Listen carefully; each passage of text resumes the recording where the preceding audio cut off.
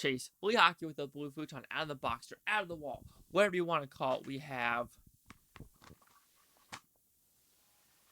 Outcast. Hayden Christensen, Nicolas Cage. Have I seen Outcast? Absolutely not. But it absolutely looks like a straight up Nick Cage. It just looks up straight Nick Cage. It's a Nick Cage.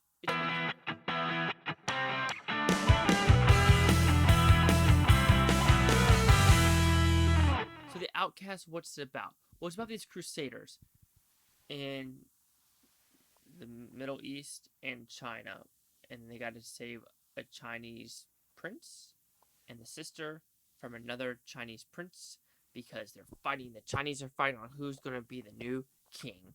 So, that's really the story of this movie. With movies like this, I start getting a little worried about the beginning credits. What do you mean, Chase, by the beginning credits? When you see over, I'm going to get 11 to 15 co-producers of this movie, red flag should easily start flashing. Red flag galore. Don't. There's too many people producing this movie. That means there's too many hands in the cookie jar of trying to say what this movie is. And because of that, I was like, no, who is actually producing this movie? Canadian, French, and Chinese are in this movie, which makes completely sense because 90% of the cast is Chinese that speak English in the 1400s. So yeah, there's that. But the movie is weird because it starts off with Hayden Christensen and Nicolas Cage in the Middle East. That's all it says, like Middle East 1400s. And then something happens there, and all of a sudden we're in China. It's like 4 years later. But there's a falling out between Hayden Christensen and Nicolas Cage, and they're both now in China. I don't know, the story doesn't make sense on that level as well of what they're trying to do.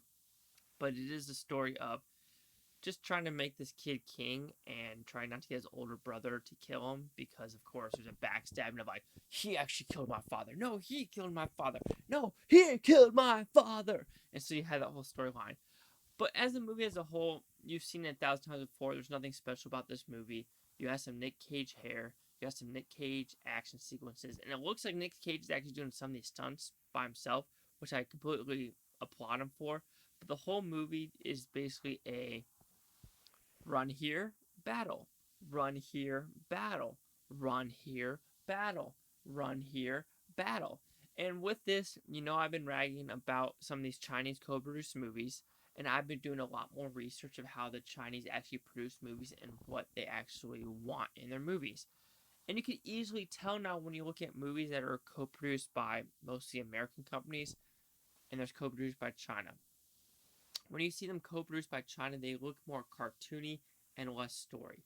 I'll admit it, Transformers 4, a lot of Chinese influence in it, and that is a small story in that. I gotta correct my finger, sorry.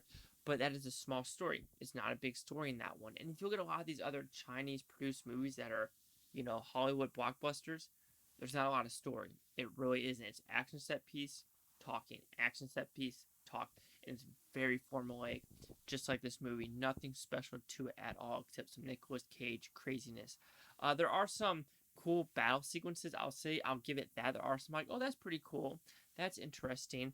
But then doing more research with this, I was like, this is supposed to be more of a brutal movie.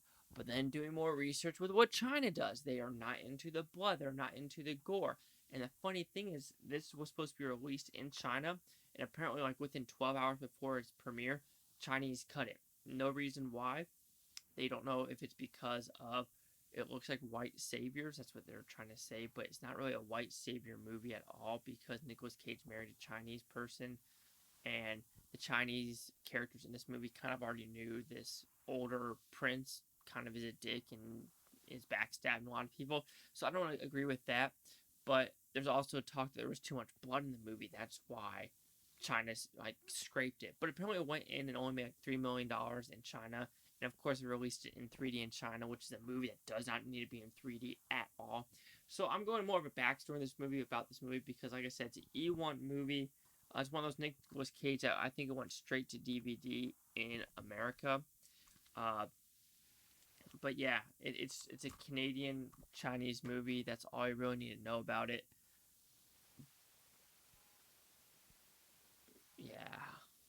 So Outcast will receive a 1.5 out of 5, but Futon is at 30%.